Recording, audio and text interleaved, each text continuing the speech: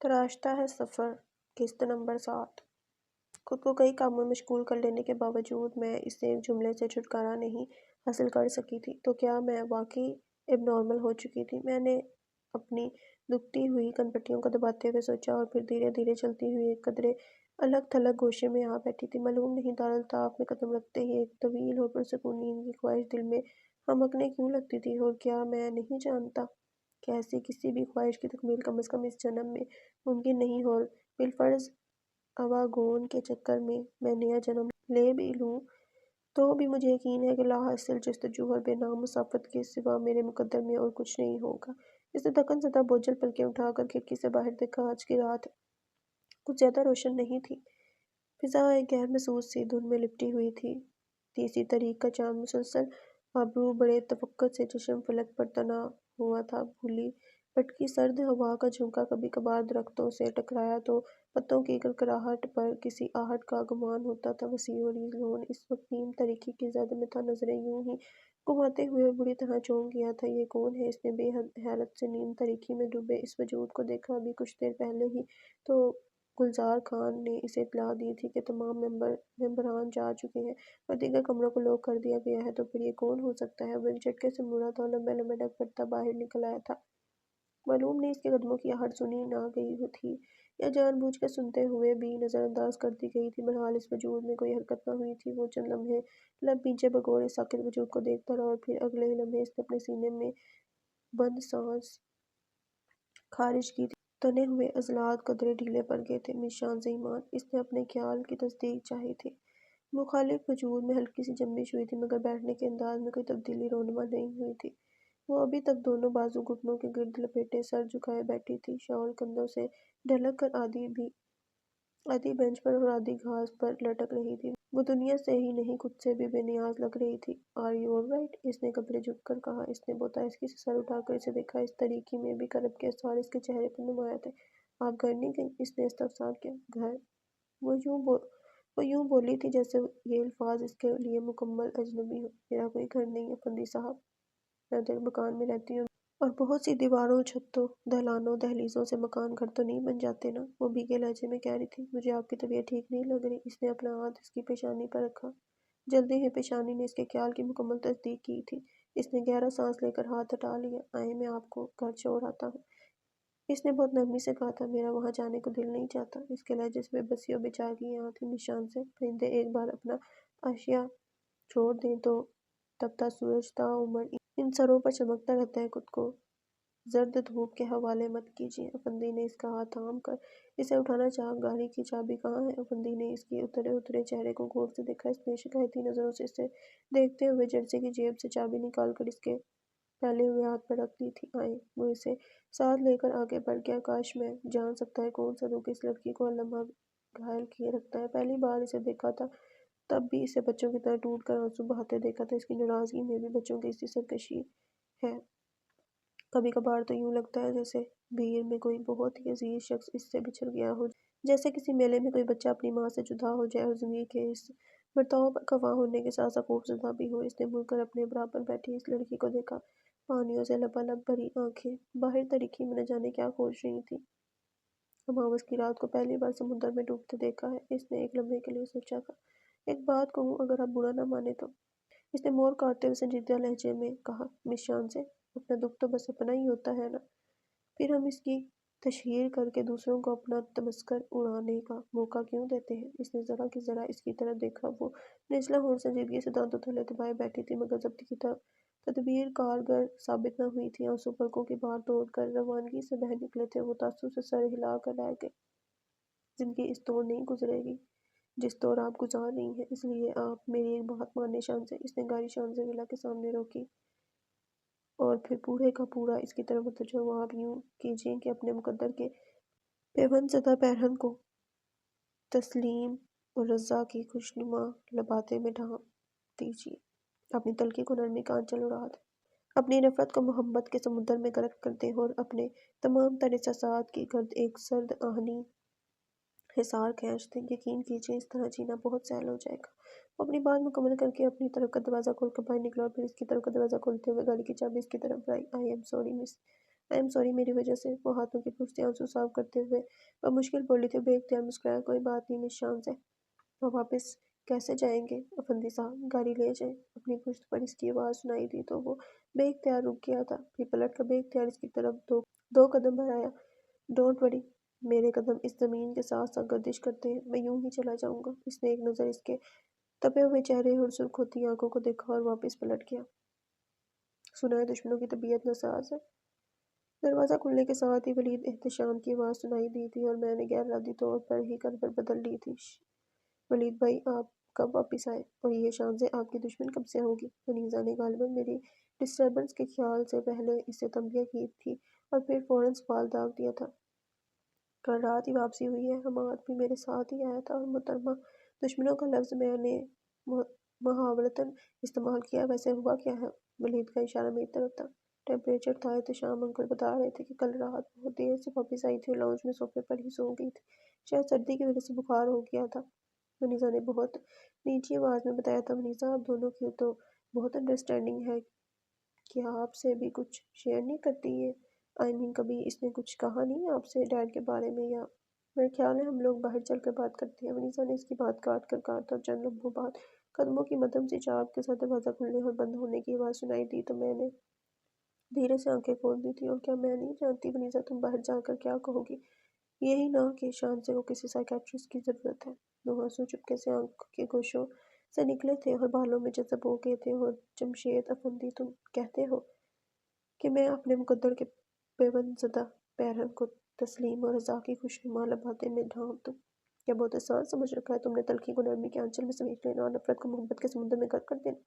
ہاں یقیناً جینا بہت سہل ہو جائے گا، مگر انسان ہونے کے ناطے اپنے تمام تر احساسات کو کسی آہنی قلعے میں مقید کیسے کر دوں؟ مگر تم نے ٹھیک ہی کہا تھا، زندگی اس طور پر ہرگز نہیں گزاری جا سکتی، سو تمہارے مشورے پر ایک بار عمل تو ضرور کروں گی۔ میں نے آخری بار آنسوؤں کو کھل کر بہہ جانے دیا تھا۔ ہیلو ایوری بڈی، میں نے بشاش لہجے میں کہا تو آفس میں بیٹھا ہر فرد اپنی جگہ پر چونک گیا تھا۔ آؤ آؤ بادشاہ، کہاں گم تھے اتنے دنوں سے؟ زوار شاہ نے اپنی ٹانگیں پیچھے ہٹاتے ہوئے مجھے گزرنے کی جگہ دی۔ آصف بھائی، ہماری اینک کہاں ہے؟ رضا نے میز پر ادھر ادھر ہاتھ مارا۔ بھائی اینک آپ کی ناک پر رکھی ہے، آصف نے جتایا۔ اچھا ذرا غور تو کیجیے حاضرین، جو خاتون ابھی آئی ہیں یہ اپنی شانزے کی ہم شکل تو نہیں لگ رہی ہیں؟ اس نے اینک درست کرتے ہوئے بغور مجھے دیکھا۔ میرا خیال ہے چھوٹو، تمہیں اپنی اینک کا نمبر بدلوا لینا چاہیے۔ میں شانزے ہی ہوں، اور ذرا یہ تو بتاؤ کہ خاتون کس کو کہا ہے تم نے؟ میں نے اسے کڑے تیوروں سے گھورا۔ بندہ اس گستاخی پر معافی چاہتا ہے، مگر یہ تو عرض کیجیے اتنا عرصہ کہاں گزارا؟ میں بیمار تھی، اور زیادہ عرصہ نہیں، صرف ایک ہفتہ۔ واؤ، اگر بیماری انسان کو اتنا فریش کر دیتی ہے تو پھر مہینے میں ایک آدھ بار تو ہر بندے کو بیمار ہونا چاہیے۔ بالکل ٹھیک کہہ رہی ہیں رضا، آج تم بہت فریش لگ رہی ہو۔ مہمان نے ستائشی نظروں سے میرے dark brown and white 4 piece velvet dress کو دیکھا۔ رحمہ جی بھر کر فریش نہیں، پیاری بھی لگ رہی ہیں۔ رضا کے لہجے میں شرارت تھی۔ چھوٹو، آئی تھنک تمہاری نظر ابھی تک میرے جوتوں پر نہیں پڑی، میں نے سنجیدہ لہجے میں کہتے ہوئے ٹانگ پر ٹانگ جمائی۔ نہیں آپا، تمہارے جوتے بھی بہت اچھے ہیں۔ رضا نے کھسیا کر اس طرح پیترا بدلا تھا کہ سب لوگ بے اختیار ہنس دیے تھے۔ اسی وقت دروازہ کھول کر تیزی سے کوئی اندر آیا تھا، اور جب شہید افندی کو سامنے دیکھ کر سب لوگ احتراماً کھڑے ہو گئے تھے، وہ سر کے اشارے سے بیٹھنے کا کہتے ہوئے آصف کے ٹیبل کی طرف بڑھ گیا تھا۔ مسز روزی وائٹ سے بات ہو گئی ہے؟ وہ نیکسٹ ویک پاکستان پہنچ رہی ہیں۔ دونوں ہاتھ ٹیبل کی سطح پر جمائے، قدرے جھک کر وہ آصف سے مخاطب ہوا۔ اس نے جلتی ہوئی پیشانی پر جب ہاتھ رکھا، روح تک آگ کی تاثیر نسائی کی۔ میری نظریں سنہری روئی والے مضبوط ہاتھوں پر جا کے ٹھہر گئی تھیں۔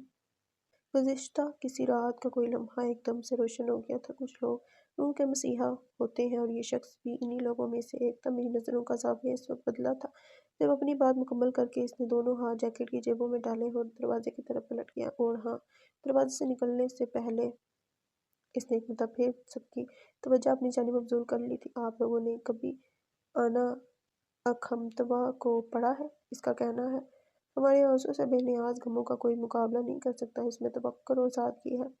اس کے سہرانہ آنکھیں ایک لمحے کے لیے میرے چہرے پر ٹکیں اور دوسرے لمحے وہ آفس سے باہر جا چکا تھا۔ میں نے گہری سانس لے کر دروازے سے نظریں ہٹا لیں۔ واؤ، کتنی اچھی بات کہی ہے افندی صاحب نے، رضا نے سر دھنتے ہوئے کہا۔ افندی صاحب نے نہیں، اس نے کہی ہے۔ शहजीना ने इसे टोका। किसने? रज़ा ने जानबूझ कर कहा तो शहजीना को घबराते देख कर मैंने फ़ौरन बात बदल दी। अच्छा छोड़ो इस बात को, मेरे जहन में एक बहुत ज़बरदस्त आइडिया है, वो सुनाओ। सबने एक ज़बान होकर कहा। क्यों ना हम सब बच्चों के साथ पिकनिक मनाने चले। Oh yes, good idea. रज़ा अपनी कुर्सी से उछल पड़ा था। बाकी सब भी इस आइडिया से पूरी तरह मुत्तफिक थे। लिहाजा अफंदी साहब से इजाज़त और तमाम इंतजामात आसिम के सुपुर्द करके बाकी सब लोग बच्चों को खुशखबरी सुनाने भागे थे। और जब एक रोज़ मौसम सरमा की नरम गरम धूप हर चीज़ को बड़ी मोहब्बत से छू रही थी, दारुल्ताफ के मुकीम पिकनिक पर जाने को तैयार थे। नन्हे बच्चों के लिए होम पिकनिक का इंतजाम किया जा रहा था, और अगर मैं यहाँ ना आई होती तो शायद मेरे अंदर की घुटन मुझे खुलकर सांस भी ना लेने देती। मैं तो शायद इंसानियत पर कभी एतबार ही न कर पाती। पार्क में आज़ाद परिंदों की मानिंद इधर उधर भागते चलते बच्चों को देख कर मैंने सोचा था इनके मासूम कहकों की आवाज़ें लहरों की सूरत दिल में हलचल मचा रही थी। मैं धीरे धीरे चलती हुई शहजीना के पास आ बैठी थी। ज़वार शाह एक तरफ कुछ बच्चों को साथ लिए इन्हें फूलों की मुख्तलिफ इक़साम और इनके पार्ट्स के बारे में बता रहा था। यहाँ बच्चों को मार्शल आर्ट के दाव पेच सिखा रहा था। गुलजार खान भाग भाग कर दूर जाने वाले शरारती बच्चों को घेर रहा था। बच्चे जानबूझकर इनको तंग कर रहे थे और वो खुशी खुशी तंग हो रहा था। कितने अजीब लोग हैं ये आजकल, जबकि इंसानों का खून सफ़ेद होता जा रहा है। ये लोग अपने प्यार, अपनी चाहते, अपनी तवज्जो बिल्कुल गैर बच्चों में इस तरह बांट रहे हैं जैसे वो इनके अपने वजूद का हिस्सा हो। इन लोगों के दिल कितने खूबसूरत है ना शहजीना। शहजीना ने हुंकार दिया। और ये अपना ज़वार शाह बिल्कुल दरवेश है, समुंदर जैसा दिल है इसका। मैंने कदर के कुर्ते और जीन्स में मलबूस ज़वार शाह को देखा। शहजीना ने एक बार फिर गैर दिमागी से हुंकार भरा। तो मैं महसूस किए बिना न रह सकी। उलझ कर मैंने गर्दन मोड़ कर इसकी तरफ देखा। एक हाथ पर ठोडी टिकाए वो मेरी तरफ बिल्कुल भी मतवज्जा नहीं थी। मैंने हैरत से एक नज़र इसे और फिर इसकी नज़रों के ताक़ुब सामने देखा और फिर बेख्तियार चौंक गई थी, क्योंकि मरकज़ निगाह आसिम था। दरख्त से टेक लगाए, दोनों बाजू सीने पर लपेटे, वो अंसर से महू गुफ्तगू था। ब्लैक पैंट और ब्लैक जर्सी में सलीके से जमे जमाए बालों के साथ वो खासा महज़्ज़ब लग रहा था। चेहरे पर अज़ली तमाने तो संजीदगी के साथ साथ मुंह से मुस्कुराहट भी झलक रही थी। मैंने एक बार फिर मुड़कर शहजीना को देखा और उसकी आंखों में आसिम का अक्स नुमाया था और चेहरे पर मोहब्बत का ऐसा खूबसूरत तासुर उभरा हुआ था कि फिर मैंने इसे कैफ आ गई ख्यालात से निकालना मुनासिब नहीं समझा था। देखिए मोहतरमा, आप कौम का बदतमीज़ी कर रही हैं। क्या बदतमीज़ी मैं कर रही हूँ या आप पहले हाथ पाँव चला रहे थे, अब ज़ुबान भी चलाने लगे हो? और मुझे तो लगता है तुम्हारा दिमाग भी चल गया है। रज़ा की मनमनाई आवाज़ के साथ एक तेज़ निस्वानी आवाज़ सुनकर हम सब लोग इस तरफ मतवज्जा हो गए थे। रज़ा बेचारा गर्दन खुजाते हुए इधर उधर देख रहा था। वो पटाखा सी लड़की दोनों हाथ कमर पर जमाए इसे कहरलूद नज़रों से घूर रही थी। आज तो बुरी तरह फंसा है रज़ा। इस लड़की के खड़े तेवर देखते हुए शहजीना ने कहा था। ज़वार शाह, आसिम और उन सब हकीकत हाल जानने के लिए फ़ौरन इस तरफ बढ़ गए थे। देखिए मोहतरमा, आप कौम का बात बढ़ाने की कोशिश कर रही हैं, जबकि आपको कोई चोट वोट भी नहीं आई और मैं हाथ पाँव चलाऊँ या ज़बान आपको इससे मतलब। और आखिरी बात ये है कि मेरा दिमाग चलता नहीं, घूमता है, और जब घूम जाए तो फिर मैं सामने वाले बंदे का बिल्कुल लिहाज नहीं करता। और यूँ भी आपके लिए तो मेरा एक पंच ही काफ़ी होगा। आखिरी जुमला बहुत लचक कर पकड़ी अंदाज में मुक्का लहराते हुए कहा गया था। क्या? हमारे सदमे की लड़की की आंखें फैल गई थी और इससे पहले कि वो ज़मीन पर फसकड़ा मार कर रोना शुरू करती, आसिम ने किस्सा दरियाफ्त कर लिया था। देखें भाई साहब, ये पार्क है, कोई जूडो कराटे का क्लब तो नहीं। वो फ़ौरन आसिम से शिकायती लहजे में कहने लगी। मेरी बॉल इस तरफ आ गई थी, मैं जूं ही उठाने के लिए इस तरफ आई, ये साहब झट से फ्लाइंग किक लगाने को उछले। वो तो मैं ही अक्लमंद थी कि झट से नीचे बैठ गई और ये मोहतरम उड़ते हुए मेरे ऊपर से गुजर गए, वरना मेरे होने वाले हस्बैंड तो शादी से पहले ही बेवा हो जाते। बात के इख्ताम पर लड़की का लहजा रूहान सा हो गया था। सफ़ेद झूठ है ये। रज़ा तड़प कर बोला। आसिम भाई, मैं तो बच्चों को फ्लाइंग किक का दाव सिखा रहा था, और मेरा निशाना ये सामने वाला दरख्त था। ये मुहतरमा न जाने कहाँ से टपक पड़ी बीच में, रज़ा ने जल कर कहा था। और इससे पहले कि लड़की कोई जवाबी हमला करती, आसिम ने बड़े स्वभाव से दोनों को खामोश करवा कर बड़े सुलझे हुए अंदाज में इस लड़की से माजरत कर ली थी। माजरत कबूल करने के बाद वो पटाखा सी लड़की नज़रों ही नज़रों में रज़ा को कच्चा दबाते हुए पलट गई थी। रज़ा ने तवील सांस खींच कर दोनों हाथ बुलंद करते हुए खुदा का शुक्र अदा किया था, और इसके शर्मिंदा और बरहम मूड को दुरुस्त करने के लिए रहमा ने फ़ौरन दस्तरख्वान बिछाना शुरू कर दिया था। पिकनिक से वापसी पर तमाम बच्चों को दारुल्ताफ़ पहुंचाकर जब घर जाने की बारी आई तो रहमा और ज़वार शाह को ड्रॉप करने की जिम्मेदारी मुझ पर आन पड़ी थी, जिसे बखुशी निभा कर जब मैं घर पहुंची तो एहतशाम में मुतफक्किर अंदाज میں کوریڈور میں ٹہل رہے تھے۔ انہیں مکمل طور پر نظر انداز کر کے میں آگے بڑھ گئی تھی اور میں نے محسوس کیا تھا کہ مجھے دیکھتے ان کے لب کچھ کہنے کے لیے بھی اختیار کو لیتے، مگر پھر فوراً ہی انہوں نے لب بھینچ لیے تھے اور اپنے کمرے میں داخل ہوتے ہوئے میں نے دیکھا وہ سر جھکائے اپنے بیڈ روم کا دروازہ کھول رہے تھے، تو گویا میرے انتظار میں جاگنے کا ناٹک ہو رہا تھا۔ میں ابتدائی انداز میں دل ہی دل میں ان پر ہنستی سونے کے لیے بستر پر آ گئی تھی۔ تھکن اور نیند کا غلبہ اس قدر شدید تھا کہ میں جلدی سے غافل ہو گئی تھی۔ کلاسز آف ہو چکی تھیں، بچے قطار در قطار عمارت کی رہائشی حصے کی طرف جا رہے تھے اور میں شاویز اور فانی کے ساتھ باتیں کرتے ہوئے درحقیقت شہزینہ کی منتظر تھی، جو مجھے صرف 2 منٹ انتظار کرنے کا کہہ گئی تھی، اور اب پورے 15 منٹ کے بعد بھی وہ عاصم کے آفس سے برآمد نہیں ہوئی تھی۔ حتیٰ کہ شاویز اور فانی بھی رخصت ہو گئے تھے اور میں پلر سے ٹیک لگائی یوں ہی آسمان پہ ڈولتے پرندوں کو دیکھنے لگی۔ تبھی پیچھے سے دروازہ کھلنے کی آواز آئی اور میں شہزینہ کی توقع میں مڑ کر دیکھنے لگی، مگر دروازہ فندی کے آفس کا کھلا تھا، اب ابھی تک نہیں گئی۔ مجھے دیکھ کر وہ ادھر آ گیا تھا۔ ہاتھ میں کی رنگ اس بات کی نشانی تھی کہ وہ اس وقت کہیں جانے کے لیے نکلا تھا۔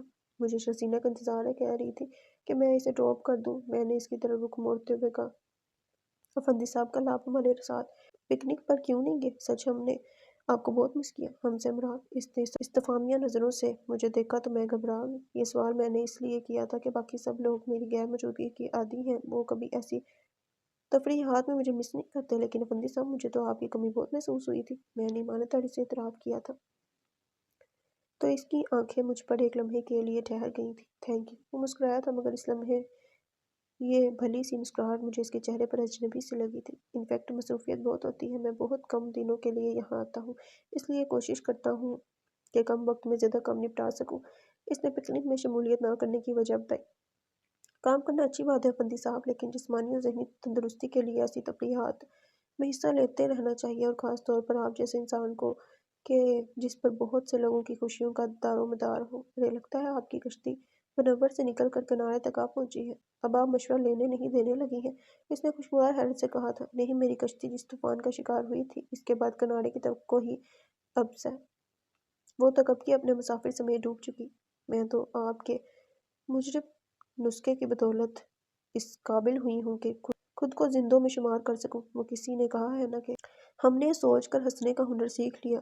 درد رکھنا ہے تو پھر دیدہ تر کیا رکھنا۔ نہ چاہتے ہوئے بھی میرے لہجے میں اداسی گھل گئی تھی، جسے غالباً وہ محسوس کرتے ہوئے بھی نظر انداز کر گیا تھا۔ That's like a good girl. زندہ رہنے کے لیے اصول بہترین ہے، اس نے نارمل لہجے میں کہا، اور پھر آستین قدرے اونچی کر کے وقت دیکھا۔ اوکے، میرا خیال ہے میں لیٹ ہو رہا ہوں، اس لیے مجھے اب چلنا چاہیے۔ اس نے جیسے اجازت طلب نظروں سے مجھے دیکھا اور میرے اس بات میں سر ہلانے پر پلٹ گیا۔ میں نے کروٹ بدل کر گھڑی پر نظر ڈالی تو گھنٹے کی سوئی 12 کے ہند سے پلرز رہی تھی۔ او گوڈ! میں نے جھنجھلا کر تکیہ دوبارہ منہ پر رکھ لیا اور سونے کی کوشش کرنے لگی۔ ایک وقت تھا جب میں یونیورسٹی سے واپسی پر جی بھر کر سویا کرتی تھی، اور رات کے اس پہر جب میری آنکھ کھلتی تھی تو میں فوراً بستر چھوڑ دیا کرتی تھی۔ پاپا اپنی تمام کاروباری مصروفیات اس وقت تک نپٹا لیا کرتے تھے یا پھر کل تک ملتوی کر دیا کرتے تھے، اور چونکہ اس وقت تک ملازمین اپنے کوارٹر میں جا چکے ہوتے تھے، اس لیے میں اور پاپا لاؤنج میں بیٹھا کرتے تھے، اور پھر اس دوران میں ہم ڈھیر باتیں کیا کرتے تھے۔ ہر موضوع پر میں اپنے سارے دن کی رداد انہیں سناتی اور وہ اپنے ہر دکھ مجھ سے شیئر کیا کرتے تھے، اور اس کے بعد یہ وقت کس قدر مشکل سے گزرتا تھا۔ اس لیے میں نے اپنی روٹین بدل لی تھی، اور آج تو محض تھوڑی دیر آرام کی خاطر میں بستر پر لیٹی تھی، نامعلوم کب آنکھ لگ گئی۔ دوبارہ نیند کا آنا محال تھا، اس لیے میں اٹھ بیٹھی تھی۔ بال سمیٹتے ہوئے میں نے یوں ہی کھڑکی کا پردہ سرکا کر دیکھا۔ سیاہ آسمان ستاروں سے بھرا ہوا تھا، اور کتنے دنوں بعد یہ منظر دیکھنے کا موقع ملا تھا، ورنہ تو سرمئی بادل آسمان کو ذاتی جاگیر سمجھ کر ڈیرا ڈالے رہتے تھے۔ وقت گزاری کے لیے میں نے یوں ہی کھڑے کھڑے پورے کمرے میں نظر دوڑائی۔ کیا کیا جائے؟ میوزک سننے کو دل نہیں چاہ رہا تھا، اس لیے اس ڈائری کو مکمل طور پر نظر انداز کر دیا تھا۔ کتابوں کو عرصہ ہوا ہاتھ نہیں لگایا تھا، اور نہ ہی پاپا کے بغیر کچھ نیا پڑھنے کو دل چاہتا تھا۔ ویڈیو گیم کھیل کھیل کر میں سخت بور ہو چکی تھی۔ آخر میں میری نظر کمپیوٹر پر جا کر ٹھہر گئی۔ پاپا نے اپنی زندگی میں ہی انٹرنیٹ کنیکشن لے رکھا تھا، تو اس وقت یہ ہی دلچسپ کام لگا تھا مجھے۔ فریش ہونے کے لیے اس وقت چائے یا کافی ضروری تھی، سو کرسی سنبھالنے سے پہلے میں اس مقصد کے لیے اٹھ کھڑی ہوئی تھی۔ میں نے کمرے کا دروازہ کھولا تو سیڑھیوں پر روشنی کا راستہ سا بن گیا تھا۔ ڈرائنگ روم میں اس وقت مکمل اندھیرا تھا، البتہ ٹی وی لاؤنج کی لائٹس آن تھیں۔ میں اطمینان سے چلتی ہوئی اس طرف آئی۔ میرا ایک سپنا ہے میں دیکھوں تجھے سپنوں میں، تو مانے نہ مانے، ہے تو یہی میرے اپنوں میں۔ یہ लॉज में कदम रखते कोई गुनगुनाया था और जहाँ मैं बुरी तरह चौंकी थी वहाँ नागवारी की एक तेज लहर मेरे पूरे वजूद में दौड़ गई थी। मालूम नहीं वो मेरी आमद से अनजान था या अनजान बनने की कोशिश कर रहा था। सोफे पर दराज एक कुशन सर के नीचे और दूसरा सीने पर रखे आंखें बंद किए वो गुनगुना रहा था। पाँव मुसलसल हरकत में था और चेहरे पर बेखबर सी मुस्कुराहट जो इस वक्त मुझे जहर लगी थी। मालूम नहीं कहाँ कहाँ से लोग मुंह उठाए चले आते हैं इस घर में। दिल ही दिल में बेचैताब खाती हुई मैं किचन में आ गई। अच्छा खासा डरा कर रख दिया था स्टूपिड ने। मैं बर्नर ऑन करके फ्रिज की तरफ आ गई थी। मेरे लिए coffee with sugar and cream. मेरे हाथ से मिल्क पैक छूटते छूटते बचा था। मैंने लाउंज की सिम देखा और फिर वहीं स्टूल पर ढह गई। लहजा भी मुख्तलिफ था और अल्फाज भी, मगर दिल को एक धक्का सा लगा था। जिस्म में दौड़ते खून की गर्दिश एक लम्हे के लिए तेज हो गई थी और मुझे लगा पापा जैसे आपने पुकारा हो। गहरा सांस लेकर मैं दिल को थपकती उठ गई थी जो न जाने क्यों ऐसी अनहोनियों पर चौंक चौंक जाता था। क्या बना रही है? अब की आवाज़ दरवाजे से उभरी थी। Are you blind mister Waleed Ehtesham? मैंने टी बैग निकालते हुए बहुत मुनासिब अंदाज में पूछा था। नॉट, आई एम नॉट, मगर क्या करूं, आपके सिवा कुछ और नजर ही नहीं आता। लहजा हद दर्जा मासूम था मगर मुझे तनाव ला गया था। ये तलखी को नरमी में बदलने का ही नतीजा था कि वो यूं सर पर चढ़ा आ रहा था। क्या आप ये चाहते हैं कि मैं अपना काम मुकम्मल किए बगैर यहाँ से चली जाऊँ? मैंने तेज़ लहजे में कहा तो इसने फौरन नफी में सर हिला दिया। आप बखुशी अपना काम करें, आइंदा आपको डिस्टर्ब नहीं कर किया जाएगा। वैसे बाय द वे, चंद लम्हों की खामोशी के बाद वो दोबारा गोया हुआ था। यूनिवर्सिटी से इतनी छुट्टियाँ किस खुशी में की जा रही हैं? बर्नर ऑफ करते हुए मैंने ताज्जुब से इसे देखा। इसका लहजा कुछ ऐसा ही था जैसे वह स्कूल से ढेर सारी छुट्टियां करने वाले बच्चों की क्लास ले रहा हो।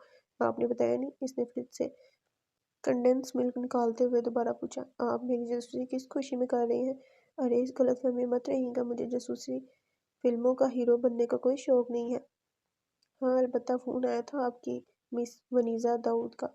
इत्तेफाक से मैंने रिसीव किया था। बता रही थी कि आपकी लीव लगवाते लगवाते थक गई और इम्तिहानात बेहद करीब आ चुके हैं, मगर इसके बावजूद आप यूनिवर्सिटी का मुंह देखने पर रजामंद नहीं। इसने कॉफ़ी झपटते हुए बताया। वैसे सोशल वर्क का मतलब ये नहीं होता कि दुनिया के बाकी सब कामों को खुदाफिज कह दिया जाए। आपको अपनी स्टडीज़ पर भी तवज्जो देनी चाहिए। बहुत लापरवाह से अंदाज में इसने कहा था।